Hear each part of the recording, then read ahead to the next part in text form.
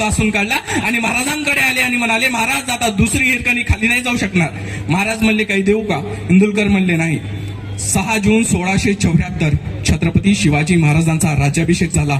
नव्हे तर राजे छत्रपती झाले. आणि मग महाराज ज्याच्या त्याच्या पराक्रमाप्रमाणे सर्वांना काही देत होते. कुणाला ढाल, कुणाला तलवार, कुणाला हत्ती, कुणाला घोडा. इंदुलकर कोपऱ्यात उभे होते.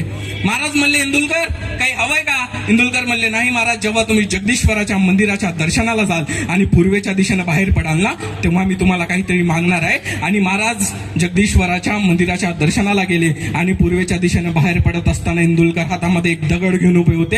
आणि इंदुलकर म्हणले, महाराज हा दगड इथे पायरीला लावायचा आहे. आपल्या महाराष्ट्रामध्ये 3 पायरीचे दगड आहेत. 2 पायरीचे दगड आहेत, ते पंढरपूरमध्ये आहेत, ते भक्तीचे आहेत. पहिली पायरी आहे ती माझ्या चोखोबा महाराजांची पायरी आहे. पंढरीच्या पांडुरंगाच्या दर्शनाला जात असताना अगोदर चोखोबांचा भाव धारण करावा लागतो, कारण माझा चोखोबा असा म्हणतो, नीर नाही डोंगा काय बोललासी वरेलिया रंगा, चोखा डोंगा परी भाव नाही रंगा काय बोललासी वरेलिया रंगा. चोखोबांचा भाव धारण करावा लागतो. आणि दुसरी पायरी आहे ती नामदेव महाराजांची आहे, कारण माझा नामदेव महाराज असा म्हणतो की वैकुंठाशी अम्मा नको दाडू हरी वासदे चरणाजवळी सर्व काळ.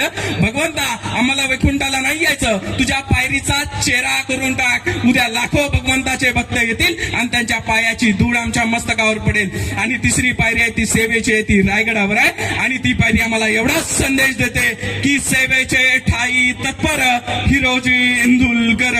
एवढे शब्द त्याच्यावर आहेत.